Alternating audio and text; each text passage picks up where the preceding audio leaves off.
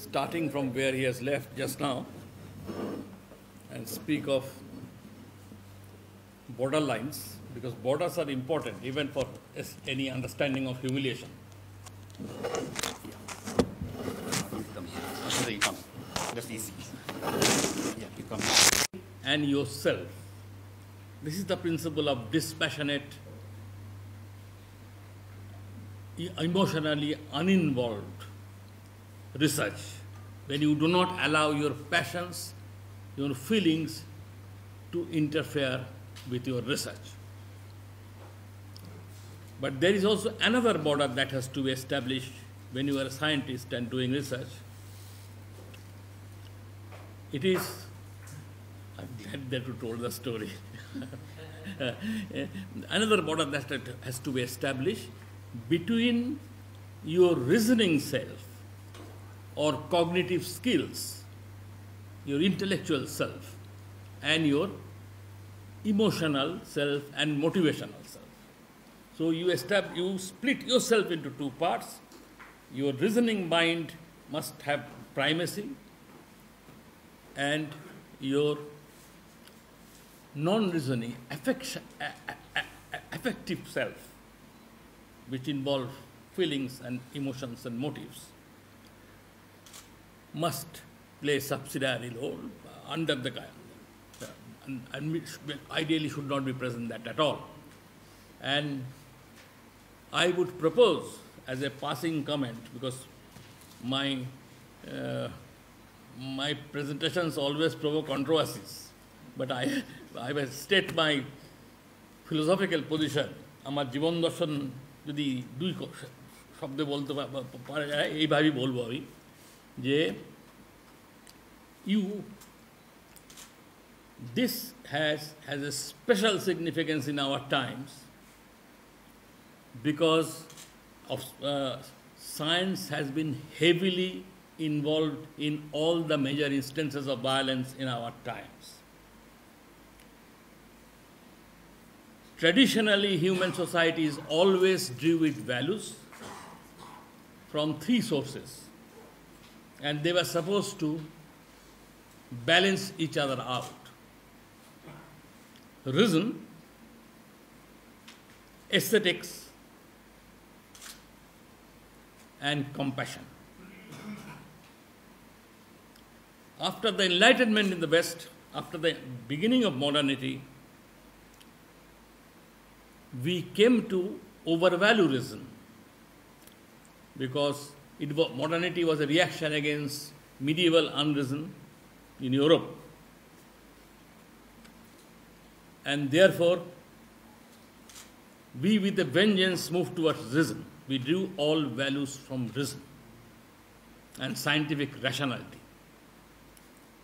The influence of compassion and aesthetics diminished. And I think this is an extremely dangerous situation, because we have now worked out the logic of a observation which Rabindranath made on the way to Persia in the 1930s, much before Hannah Arendt wrote a full-fledged book on it at the time of Eichmann's trial. Namely, that the distance between the victims and the perpetrators and the killers have been constantly increasing in the world, so that you do not bloody your hand when you kill people. And the drones are the ultimate example of that, but this has always been. And it has been there since the 19th century. All 19th century theories of social change involve bloodshed, because you see human beings as resource material. And this is a different world. So all my effort, intellectual effort, whatever it is worth for, is to re-establish the primacy of compassion, because I don't even trust aesthetics too much. Japan tried to draw its values from aesthetics, and it didn't not with very happy results. So I propose In fact, I partly was inspired to write this paper because of that story which a friend of mine told me, as specialist on China, a sinologist who knew was excellent Chinese. He told me this story because he has read it in a Chinese, in a book. Was this, that in year 1900, after the Boxer Rebellion, there was a diplomatic negotiations between China and the Western powers. And it led to a humiliating treaty for China. Everybody knows that. This is a part of our history. Everybody knows that. There is nothing new about it. What most people do not know is that in China there is this story which has been circulating since then, that the Chinese felt, at least the cultivated, educated, sophisticated Chinese felt, that they had humiliated the Western powers, not the other way around. This is because in China it is very humiliating to offer to a guest or to a dignitary a chair lower than your own chair. And the Chinese, knowing that they will have to sign a very humiliating treaty with the Western powers, they sawed off an imperceptible length from the chairs on which the Western diplomats sat. It was imperceptible, so the Western diplomats didn't know about it at all. But the Chinese felt that they humiliated them decisively.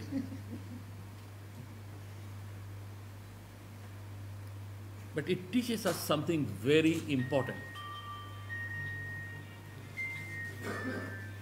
It's very important, namely that humiliation, about which we hear a lot nowadays in politics and public life, is always a two-sided game. You cannot succeed humiliating somebody unless the humiliated feel humiliated. It doesn't matter how big the humiliation is if the humiliated does not feel humiliated.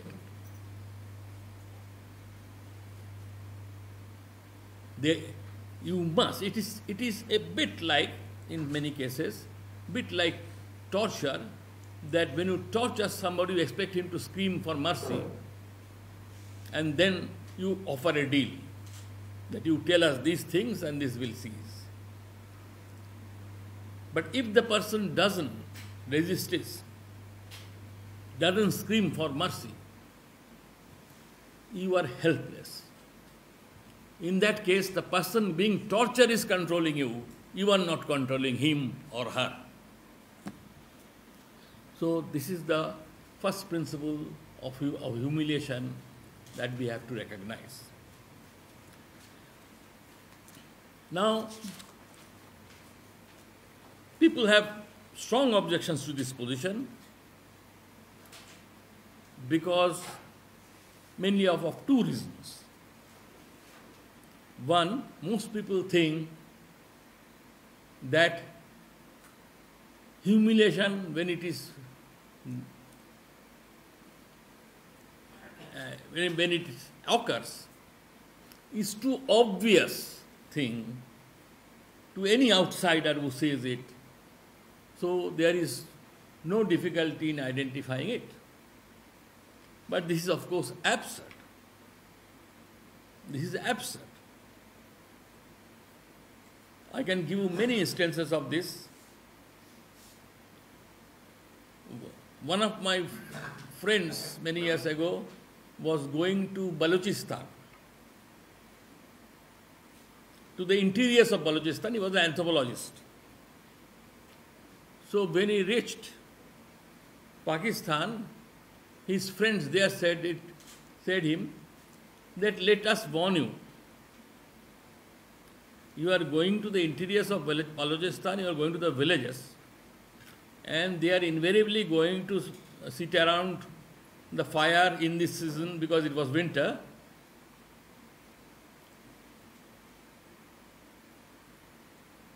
So please don't take it easy, sit cross-legged, but take care not to stretch your feet towards the fire. And he said, why? Because he said, the Pakistani friend said, because somebody there, elderly Baloch, might feel very angry and humiliated that you are insulting the fire and take out his sword and strike your. Now, where did that come from? It came, the Pakistani friend said that Baloches actually converted to Islam from Zoroastrianism. So fire has remained sacred nonetheless, because it had entered the folk culture. So, you see, here, and this person was totally flabbergasted. He knew nothing about this. And because if you do not know that you are humiliating. And there has to be a common frame to be humiliated. So this is the first proposition I will make. A second proposition I will make. First was this, that you need both a multi-sided or two-sided situation for humiliation to take place. Two, you must have a common frame of reference within which humiliation takes place. For example, when the Seoul Olympics took place, the South Korean government issued secret instructions, because they knew it was going to be unpopular, that you can keep your eateries where you serve dog meat. There's no harm in that, but you must not advertise in newspapers and talk about these eateries, because many of the people who are going to come to these Olympics consider the dog almost as sacred, like the English, for example. So better not say that you are eating dog meat. So there is that part of the story too. Now, some feel that this is not true, because Rajiv Bhargav, who is my colleague, he feels that some situation the humiliation is not felt, not because it's not part of the same reference group, but because the persons being humiliated are so used to being humiliated that they are socially dead. He uses this expression, not me. So therefore, you have to say on their behalf that they are being humiliated, like in the case of the former untouchables in the social map of India. I think this also is absurd, because you are imputing to an entire community, and it is not one community, it is a multiplicity of castes and multiplicity of regions and languages and communities and cultural styles. The Dalits, or former untouchables, are perfectly capable of understanding them they are being humiliated, and perfectly capable of taking care of that. It is pointless to believe that they are socially dead, because that cure or that analysis is worse than the phenomenon of humiliation, because you are presuming them to be outside your sphere of what you might call intellectual and social sensitivities. I now come to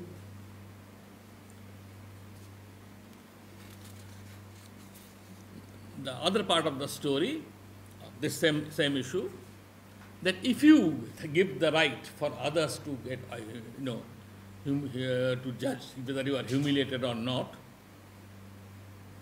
you increasingly get caught in a situation in which many of the African and few of the Asian countries has sometimes been caught.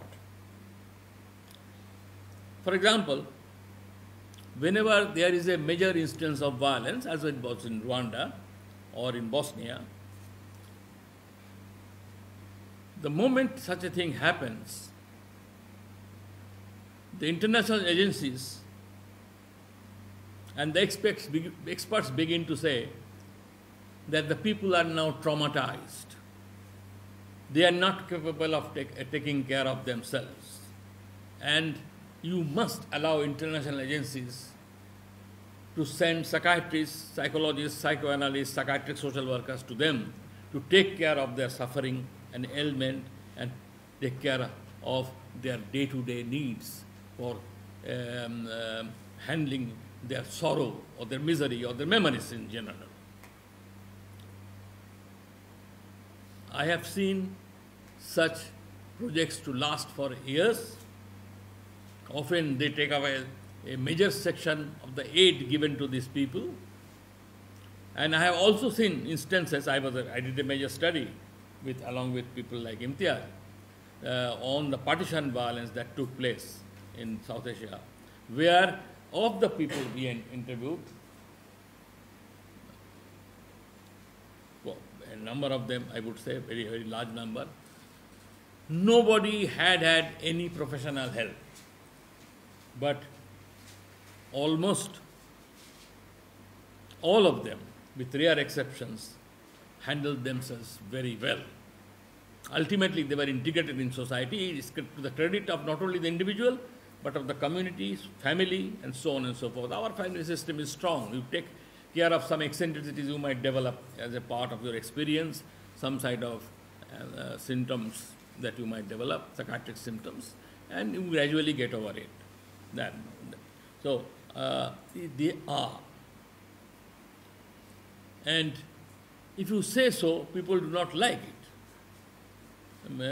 Many people feel that it would have been much better if we had a much larger system of health. But I am not much convinced that they often need it. You need it in a highly individualist society where you cannot fall back on a family system or a community system and so on and so forth. It's probably not that necessary. But in the process you become, if not necessary, but in the process you become increasingly dependent on the International Institute, the aid agencies, and experts. Experts who know nothing about your culture, but know something about psychotropic drugs, psychopharmaceutical drugs, which they come and prescribe in heavy doses for all the so-called traumatized people. So there is that part of the story.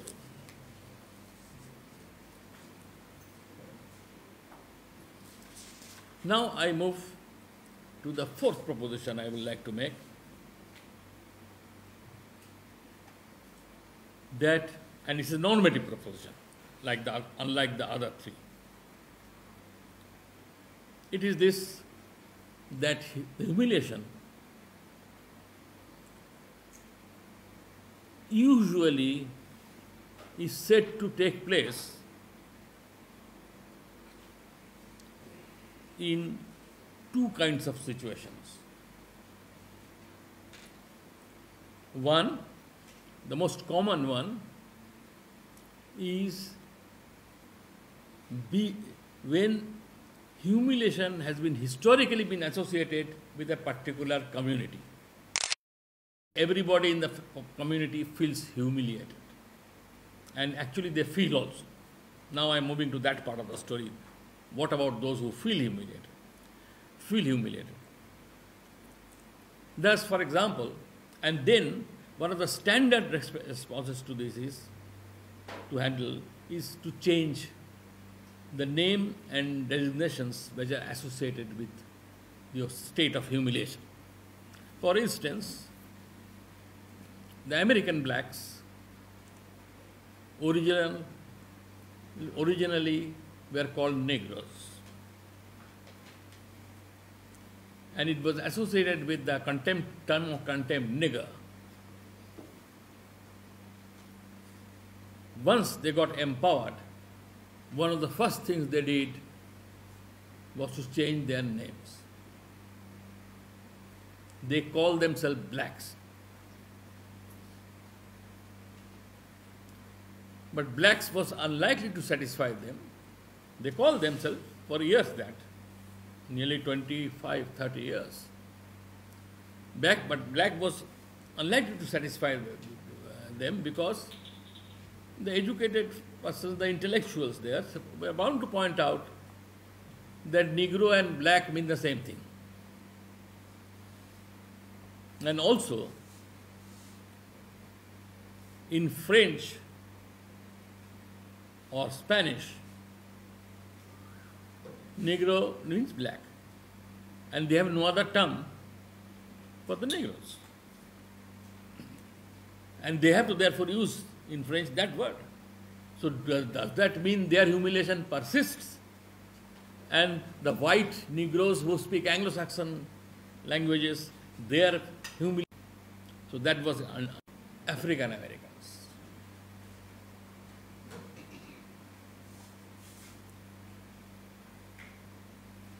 But another question remains, and which I asked them. Who should feel humiliated when the memories of slavery comes up? I raised this question. Has any white ever objected to the word white because they were owning slaves? Or slave owners were all white? Why should the blacks feel humiliated? Which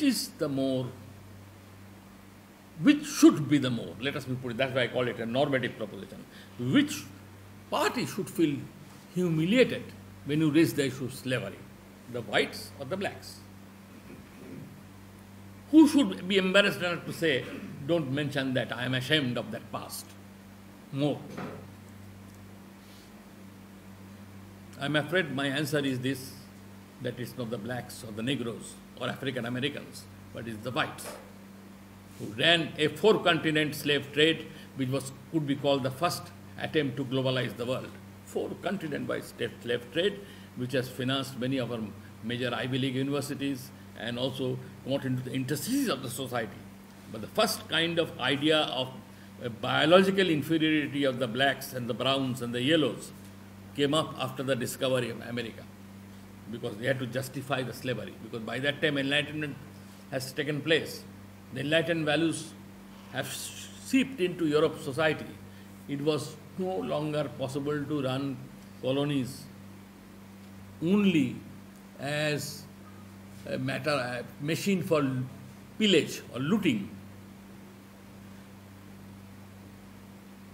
or abducting and raping local women. Now, colonialism meant a different kind of thing. You are bringing civilization to Africa and Asia and to Latin America. That's what colonialism meant. And therefore, they needed a civilizing mission.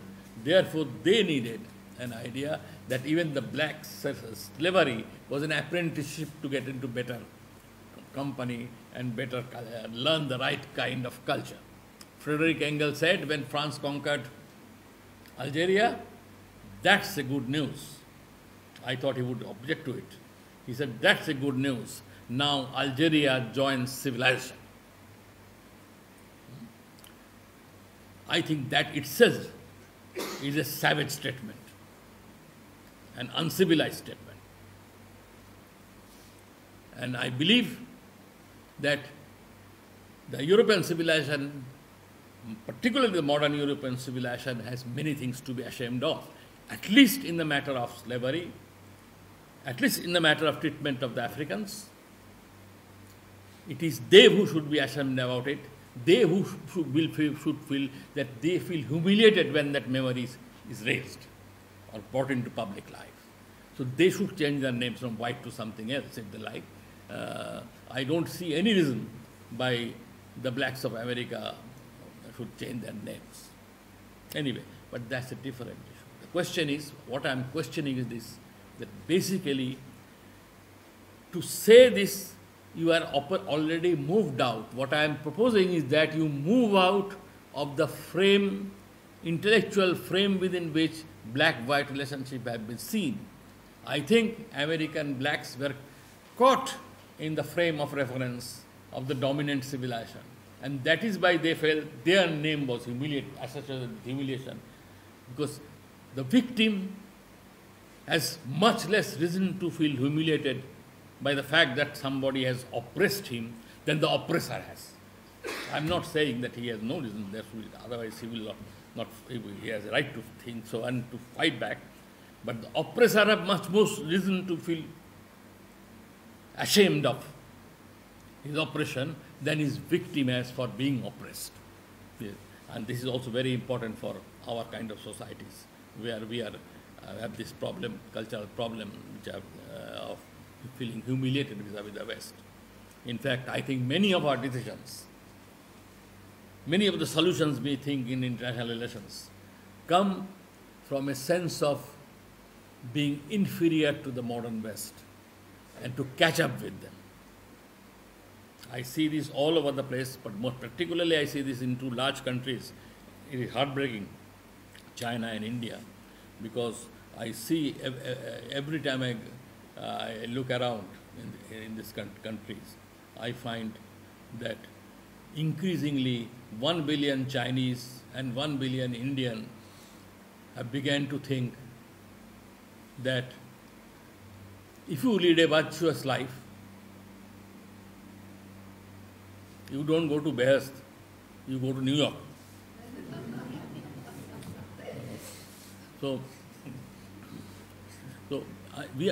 previously it took, Ivan Illich once said that it took 2 billion people 20 years to learn that they were underdeveloped. They never thought they were underdeveloped. 2 billion people for 20 years to learn they were underdeveloped. You know, I don't think the development has added much to the old idea of social change, but it has meanwhile set up a huge global institutional framework and a development community which lives off development. So much of the development that takes place is much of the funds for development, it goes in the developmental experts. At least one developmental expert has written that they should be ashamed to say they're development experts. Vinayak is there, I saw him coming, so I'm sure he has something to say about this, but that's the way I look at it. But what I am trying to say is much more simple. I'm just proposing that we have to learn to move out of the frame of within which humiliation takes place. The humiliation in South Asia, in our part of the world, is also, and this is the fifth proposition, a story of separation and the pain of separation.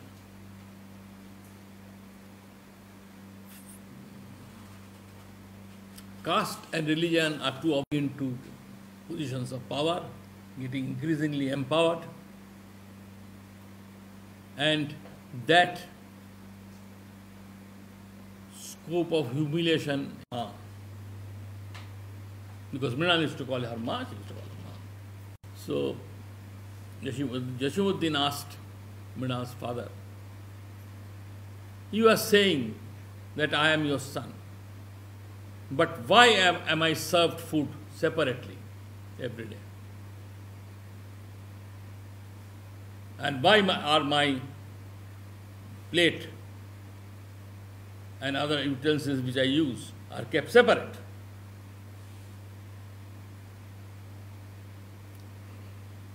Now this was true. I want to ask you here that who is humiliated, who is not. It's a very important question. It's a superbly paradigmatic story, I would say, which beautifully captures the problem of humiliation and our responsibilities as functioning, ethical human beings. You can say Mrinal's father said, what he articulated, because it was his age, it was his beliefs, political beliefs, because he did love this Jasimuddin enormously. He bore his expenses and was very close to him, felt very proud of him. Mrinal was obviously not humiliated because he identified with Jasimuddin entirely because he was a modern man. This touching and not touching didn't make much any sense to him whatsoever. But Jasimuddin's feeling also is true, because it was a human, to that extent they were within the same common friend, touching and untouchable, who is touchable, who is not touchable. And to that extent, it was humiliating for him that his plates were kept separate, and he had right to feel humiliated. The servants also had a right to feel humiliated, because not only are they made to wash the plates of people who are your employers, who are upper castes, but you are made to wash the plates of Muslims who are lower than them, they felt. So they also felt that washing it was humiliating.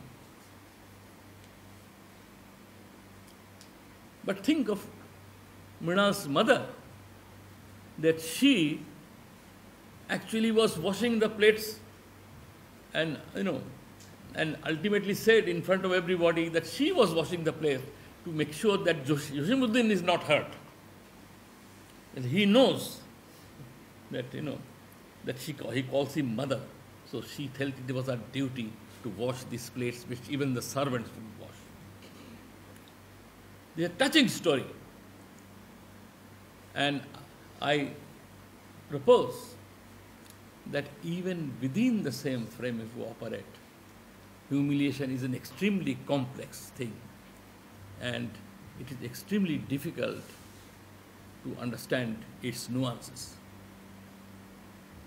If I may at the end tell a personal story, my father was a student of Sanskrit. He was very proud. He wanted all our brothers to know Sanskrit, learn Sanskrit. And two of us, the older brothers, we both learned Sanskrit. My second brother was very good in it. It was superb knowledge of Sanskrit. But I wasn't good at it. Now he used to very proudly tell about his Sanskrit Pandit, who used to invariably call him a mleccha. That's because our family is Christian. He was a Christian.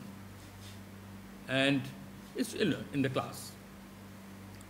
But my father took it as with a set of, he took that thing as a very affectionate sentiment. Because he told me, I remember, that actually when some student failed to give an answer, my father was good in Sanskrit. When a student failed to give a correct answer, he would say, "Mleccha tu bol." And if he said, looked at his face, he beamed. And my father also knew that already the importance of Sanskrit was going down. Some of the better students did not opt for it. It had already become optional. And here is a Christian boy come to study Sanskrit reading. He was also very proud of that, and very fond of it. And that mleccha is not a humiliating term. It's an endearing term.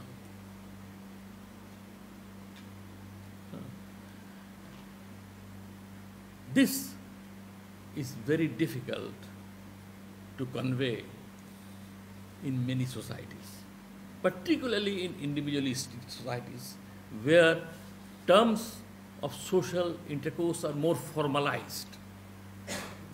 You can redefine these terms as an individual, but through individual negotiations. You can probably call your spouse by another name, which apparently is not that respectful, but that's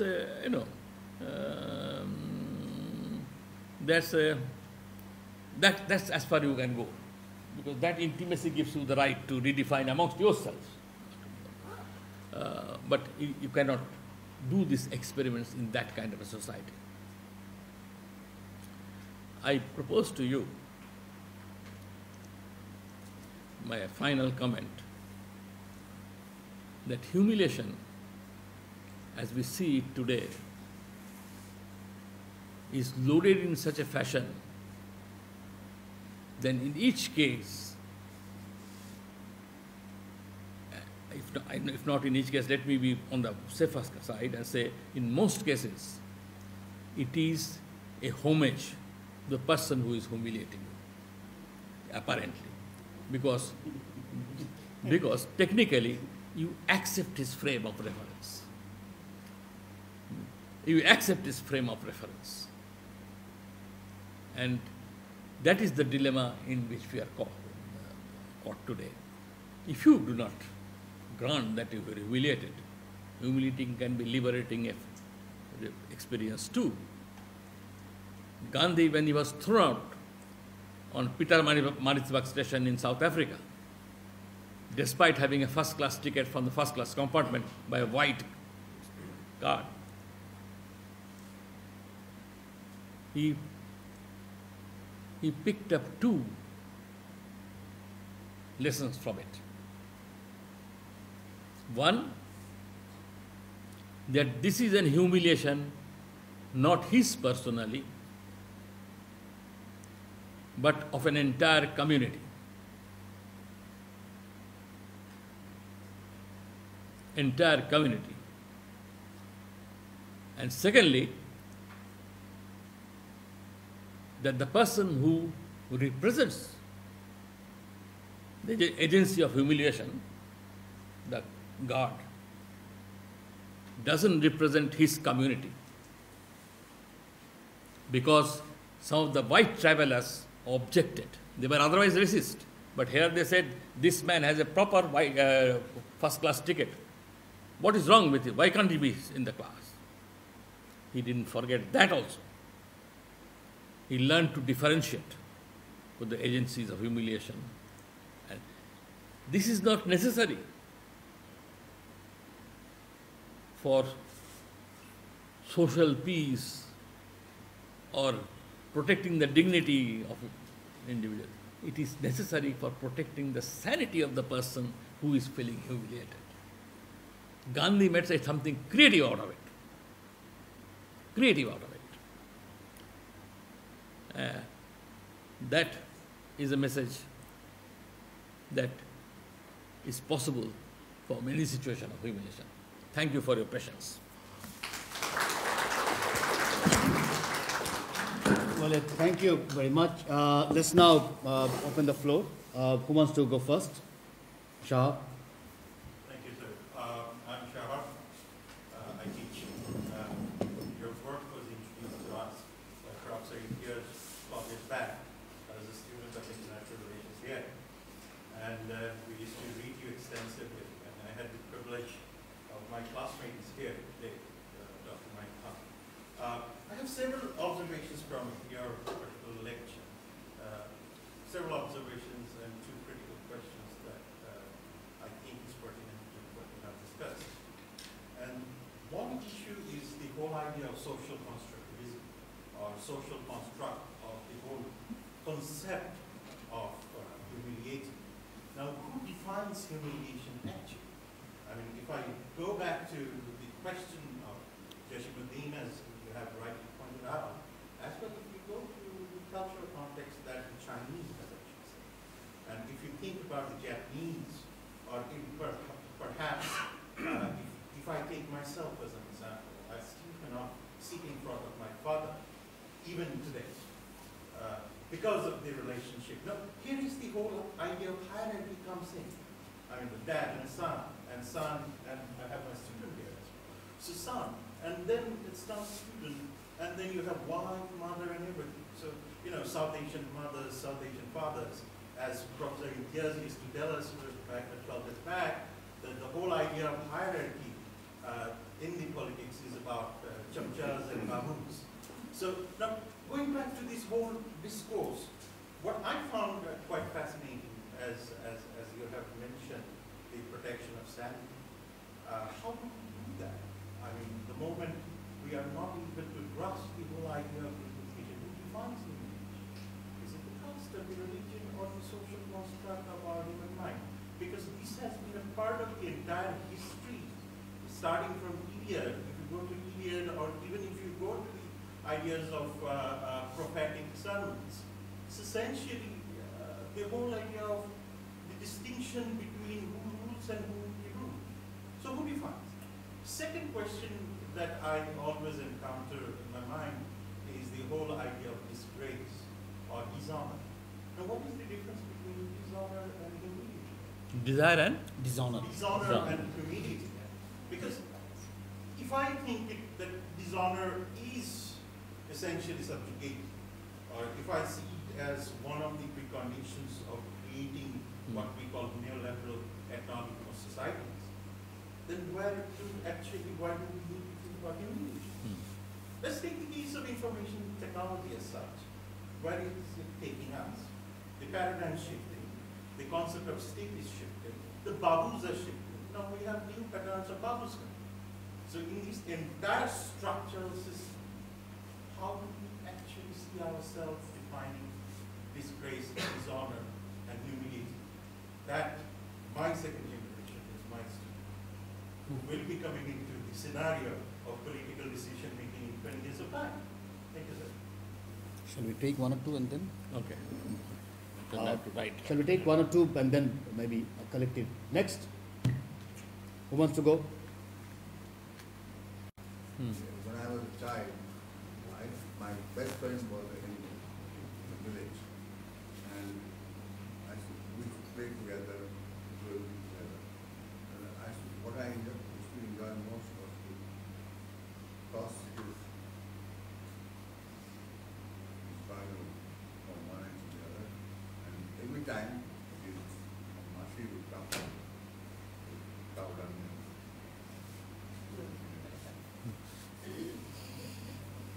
Every time I did it. So a time came when she got fed up and she said, Baba, তুই এটা করিস না। তুই এটা করলে আমার এটা করতে না। আর নইলে আপনার না করলে কি হবে? But no, at that time I was not aware of the politics of it, of the religious issue. No, not at all.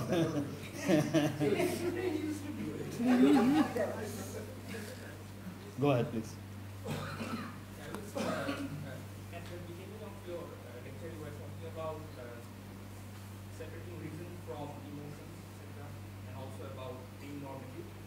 But when, while listening to the entire lecture, and it seemed like when we are talking about, for instance, Please. Then we'll come back. Just because I am raising some questions doesn't mean I can answer all of them. So, but let me try. At least the 2-1 questions I can answer. Maybe. Who defines humiliation? I think it is the cultural context where you are operating. Particularly if it is your community. If there are more than one community in the situation, you will form the norms of humiliation of your community. If you are a Rajput, you will think it is dishonor if somebody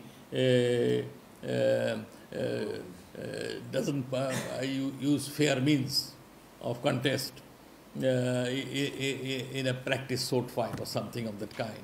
You know, that there is that part of a story, that your own community, how it will see it. Here, I think the middle class, which processes inputs from various sources and often handles them on behalf of the society, experiments that, are in a greater problem. I mean, I shouldn't have brought in this new thing at this late stage, but I do feel that the middle class has this job of deciding or testing or experimenting on behalf of the society with certain kind of possible solutions to where there are a clash of cultures, because their humiliation will come in a different forms, and the middle class has a responsibility through the press, the media, creative writing, art, painting, music, and so on and so forth to negotiate it. That's why in my writing I give so much importance to them, what they have said, they are saying. But once you have said that, the fact remains that cultures are often very, very robust. We don't think they are robust, particularly if they belong to the traditions, but they are very robust. I remember Saba Khatak once told me this, she was interviewing this woman. Saba Khatak is a Pakistani international relations person. She was interviewing an old lady who has been twice displaced.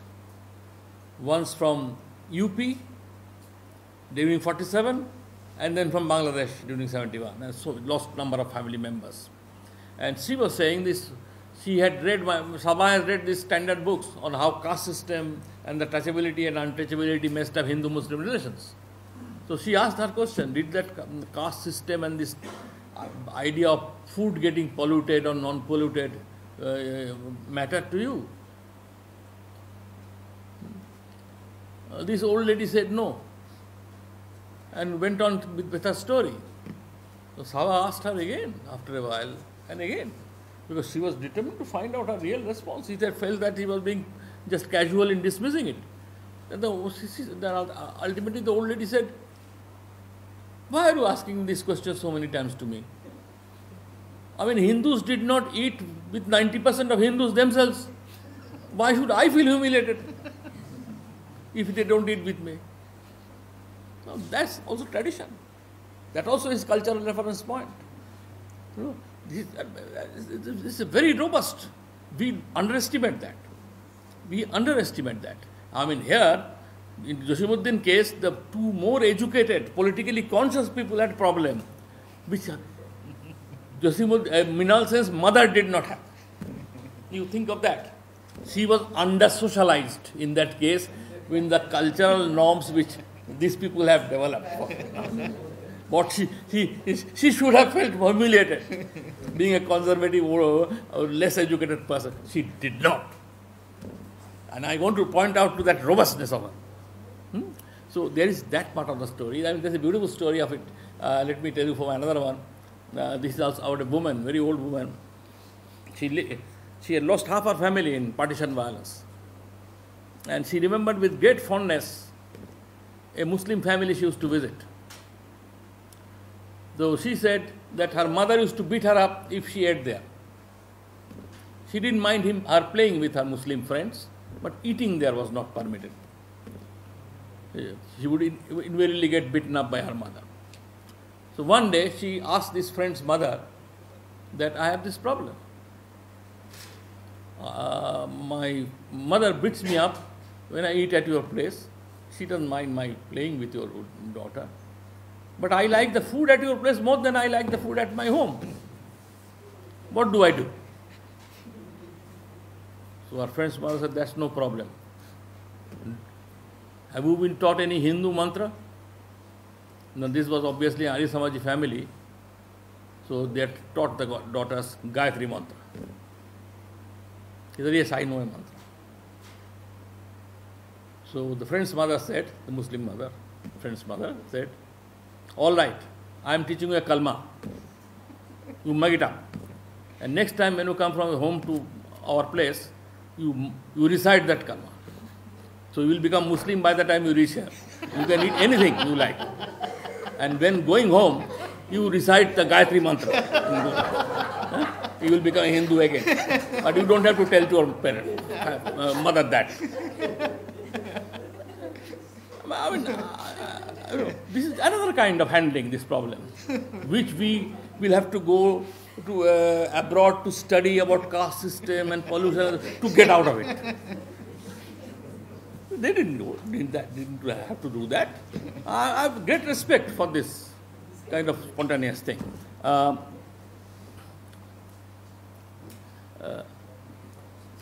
But still, contrast of reference is a difficult issue. I mean, I grant that. But avoiding humiliation, I really don't have any proper answer to it. It's an important question. I will think about it. Maybe next time when I meet, I will give a better answer. Because I've just started working on this issue of humiliation. So I cannot straight away say. But yes, there is that part of the story too. Only today, one person told me that he has a Bihari friend here in Dhaka and found that he is very brilliant, extremely bright. But he doesn't want to apply for jobs appropriate to his talents, compatible with his talents. And when he talks to him, he finds out that he is going to look for jobs which are much more humble, but where he'll have to expose himself to people who will perhaps in the process of recruitment or interviewing or selection humiliate him. Now that's a tragic thing. That's a tragic thing. No, I think I would say there it becomes a real problem. This real problem. It is not that he doesn't share the same frame of reference. He has the same frame of reference. But there is a history, baggage being carried by that community. And he has to carry that baggage on behalf of his community. It's a very tragic situation. And yet he also probably knows that his community also carries a different kind of baggage. And the other side also has the right to feel angry, and they are also carrying the burden of a past. There is always that problem, particularly in a situation of mass violence. So there your kind of question becomes very important. I have not worked out. I cannot give you answers. I know, but Yes, Kaza bhai. I was intrigued by your characterization of human societies under three heads.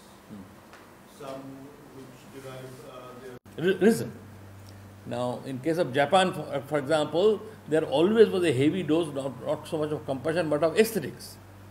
Because all three were there, but aesthetics was emphasized because Japanese culture had traditionally done it. And if you read many of the instances of even violence in Japan, like for example, there are kamikaze pilots who self-destroyed during themselves in the Second World War. If you read that, the descriptions are all in aesthetic terms. Whole thing is justified in aesthetic terms. Like cherry blossoms falling on the ground beautifully for the greater glory of Japan and the emperor, and that kind of thing. You see, many writings of that kind. So there is that aesthetics coming in, and but I think that in the process of correcting for the kind of compassion and underplaying of reason earlier, after enlightenment, we overemphasized reason. We didn't expect reason to also be corrupted. Reason to be also corrupted. So today we are living in times when the pathologies of reason have overtaken the pathologies of unreason. If you look, that's the thrust of somebody like Hannah Arendt or Robert Lifton or Zygmunt Bauman, their work on, because we have acquired this capacity to kill at a distance, because you don't have to kill with a knife, like the films of Tanveer Mukammal yesterday. You don't have to kill with a knife. You can kill with a drone. You can kill by pressing a computer mouse, a click of a computer. Kill. You can kill by pushing a file, like Adolf Eichmann did in Auschwitz. They were struggling to find one case of murder against him. Ultimately, he was convicted only of one case of murder. A man who had killed more than 10 lakhs of people was actually convicted for murdering one, and that also with great difficulty. Actually, if he had not done it, I don't know how they would have convicted him. That's the nature of violence we are facing today.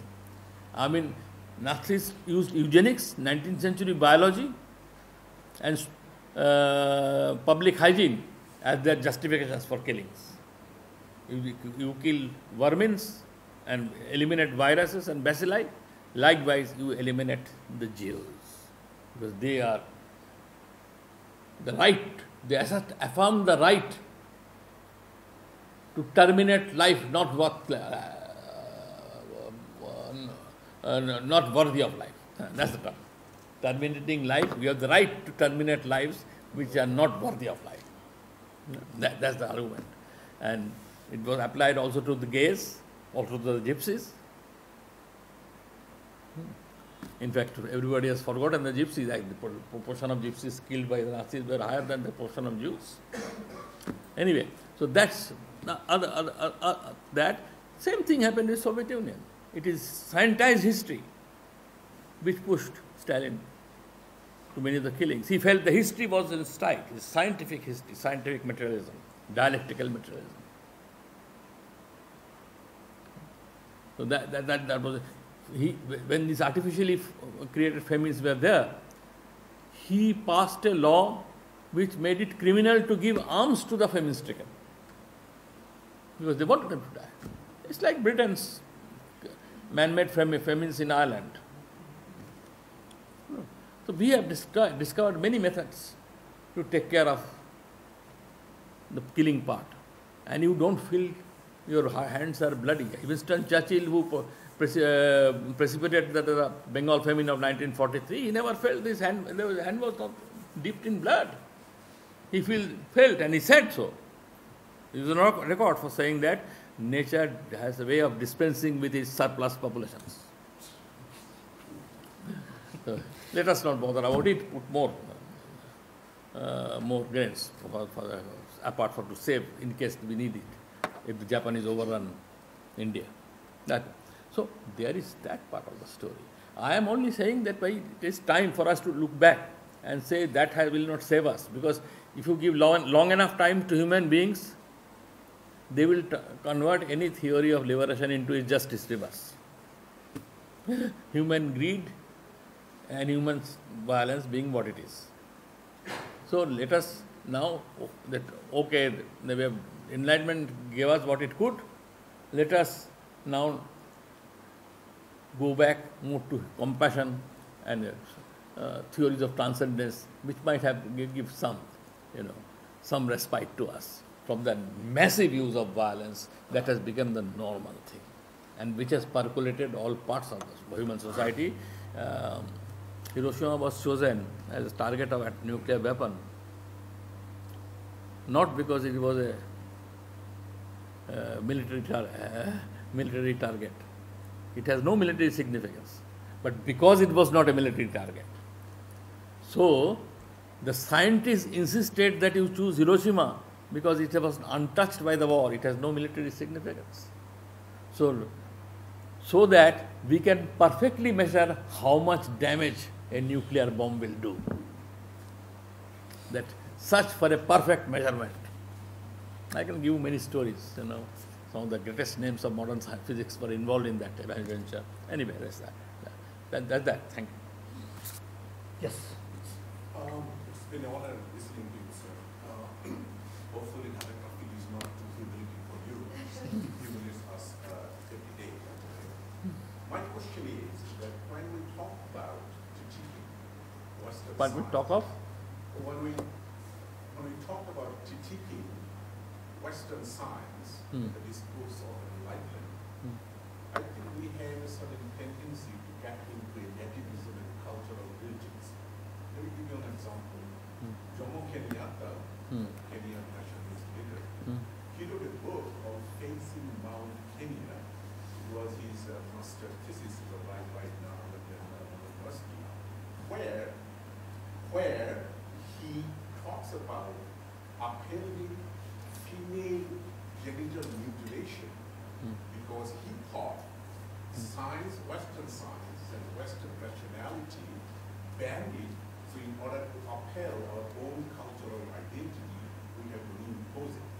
So my question will be to you, sir, how we become aware about the critique and the pitfalls of science that he says most of the violence is caused by it, at the same time not getting into the idea of natives. I'm pretty sure you are quite aware that some people, I don't want to mention, will critique you, criticize you, because your ideas and critique of science goes, it's not me, somebody else doing it, close to the idea of Hindutva, and it also support Hindu nationalism in India. So my question to you will be, how to balance between these two? It's not a matter of balance. I mean, I think Hindu nationalism, you have not looked at it carefully. I have done it for many years now, 45 years almost. So I know them. I interviewed two of the murderers of Gandhi, also at length, and I have done a biographical essay on Savarkar just now. The term Hindutva was discovered by Savarkar.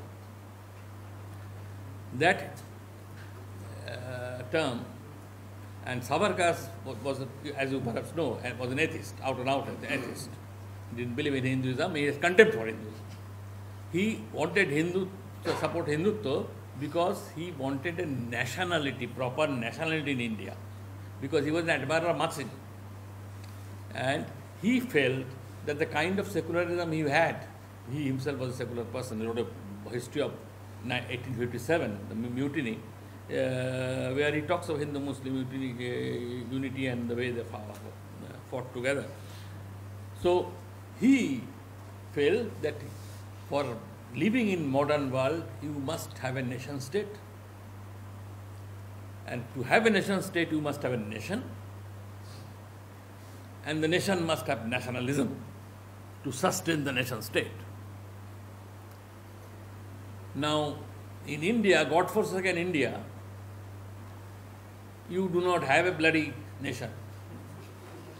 There's a cussed chaps.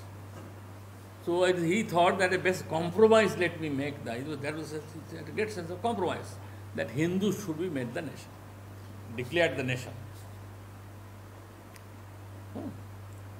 So, and nationalism is mechanically accepted because it is an inevitable state in human development. I mean, you can get it why he chose them. From his three criticisms of Gandhi, he said, Gandhi is illiterate, he is superstitious, he's superstitious because he talks of soul force and fasting as political instruments.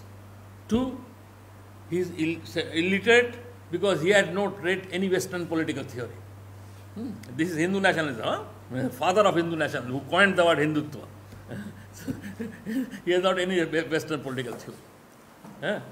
And three, that Gandhi talks of non-violence, and that is sinful in politics, real life politics. Now, I am not, it is the fate of Savarkar gives us a clue how we should reconcile. Because these cussed Hindus never listened to him. He was a leader of Hindus only to himself and a small group of admirers.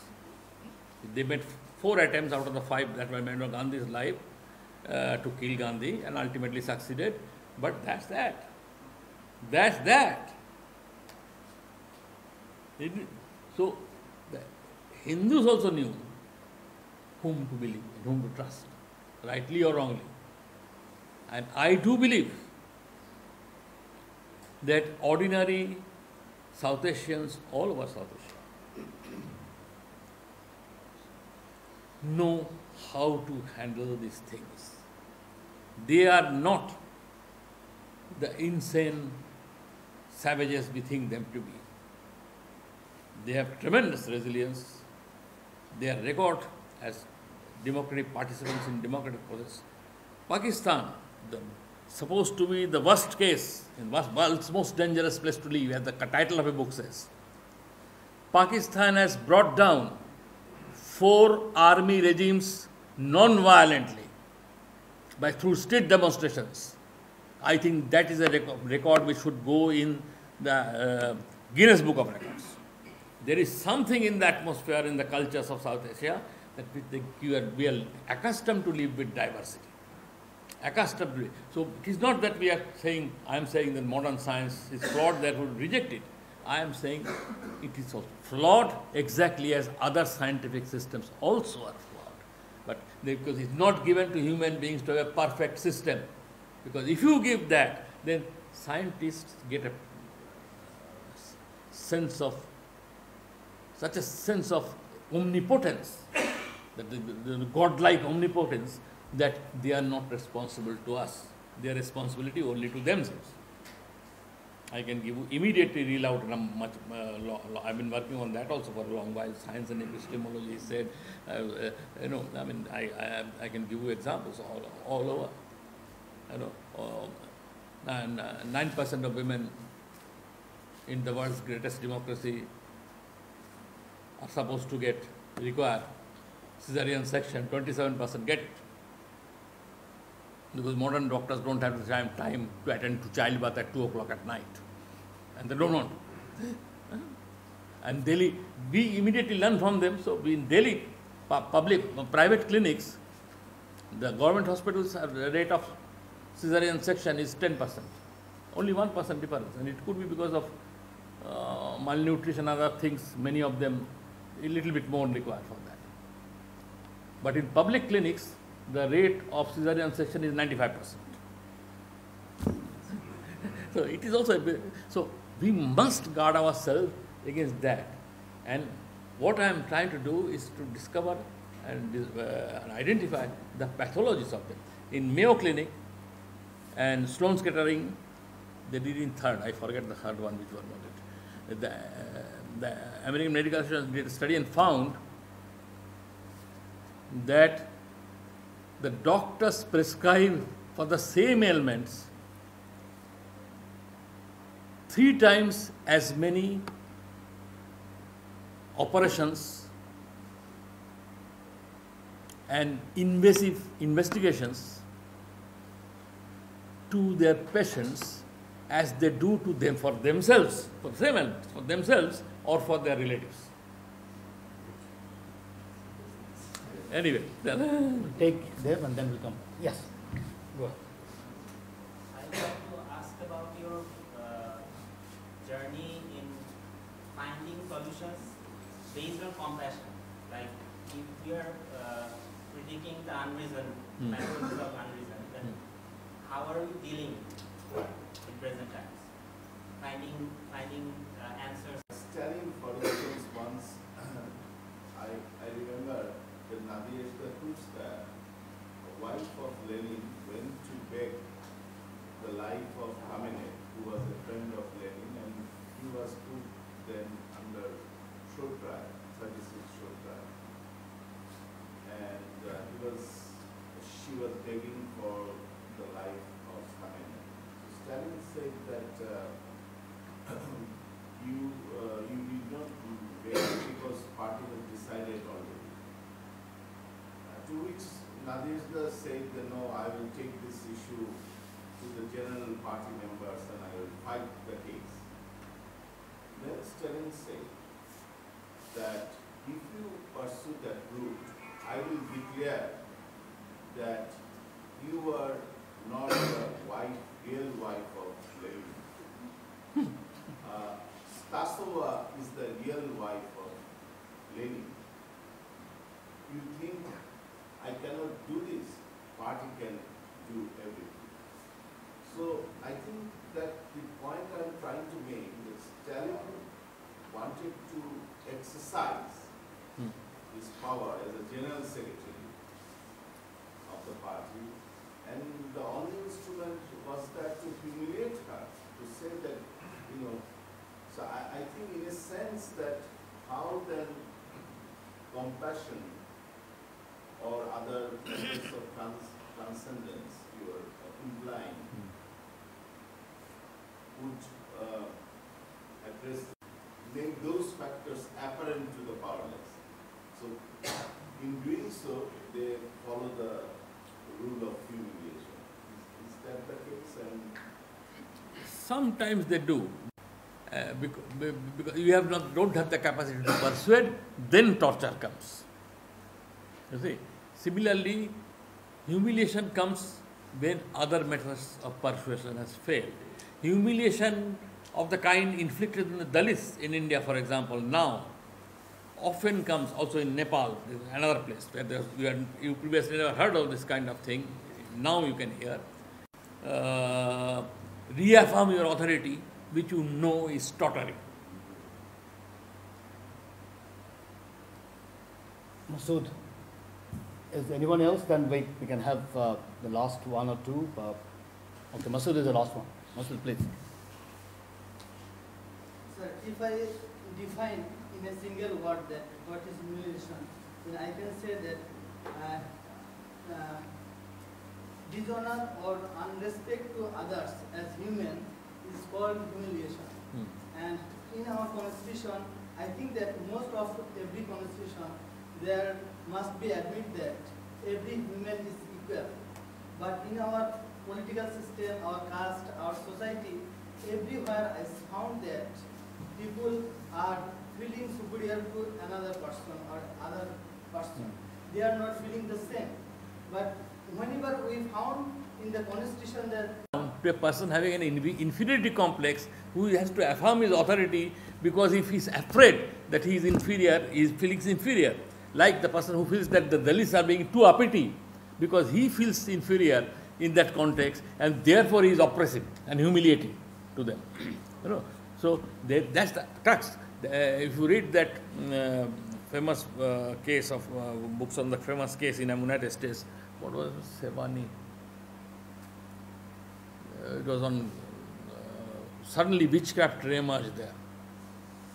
You will see what I mean, because in that book it deals with how the town rediscovers witchcraft and all these people are getting possessed and all that because the blacks were coming in and have become very powerful in this place. You know? So this was their way of expressing this thing, their nervousness, that of loss of control and power. And that you see many times, even in this. So it is that. So a truly powerful man who feels competent and confident of his power and competent to handle up the world will not try to humiliate others because he wants a nice, because he feels that he is capable of building a sustainable dominance system where his interests will be protected. So Tata will not do it, Ambani's would do it.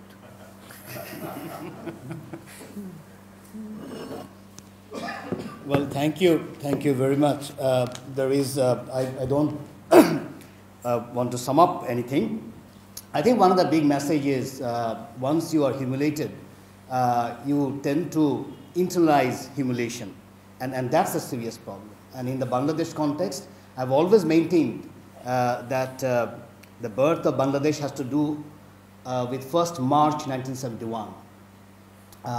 People have all the different dates and all, but when it comes to the masses of people, I think it was 1st March when Yahya Khan suddenly, stopped the holding of the parliament. I remember as a young student, we felt humiliated. We really felt humiliated because this was Bangladesh, which came out of an election, fair democratic election, winning the majority of the seats, not only in East Pakistan, but also in whole of Pakistan. But without discussing with the leader of the party which won, we felt humiliated. And if you remember, there was a cricket match going on at that particular time between Bangladesh, Pakistan team and Commonwealth. People just came out of the stadium and started shouting Jai Bangla. And the very next day, the students of this university raised the flag of Bangladesh and gave it to the leaders. I think this is the only university in the world probably that has done that. And I always point out that humiliation has led to the birth of Bangladesh. But the problem is, once you're humiliated, you internalize humiliation. And the political parties now, the way they humiliate one another, one can easily see that part of, the continuation, the process. The problem still remains, how do we overcome that? Once it gets internalized, then what do you do? How do you de-roll, in fact, or how do you create structures by which the political parties or the members or even us, we will not humiliate each other? And that, I think, is a longer process, and we probably need a longer debate on that. But understanding itself, and I think Dr. Nandi's point today, the very understanding of it, I think, or being cognizant of it, ought to be good enough to begin with the process of de-rolling or process of changing things. As I mentioned, in fact, always, I've been listening to Ashishda for many years, and I worked very closely with him, and I have all other stories other than the one that I shared, and it's really, I remember Umadi once saying, when she read the story about this Bangalore, she said, you should have shot him, in fact. Well, Ashishda, thank you very much again, in fact. Maybe one day we'll all shoot you at a different way. Thank you very much. Bye. That's a perfect way.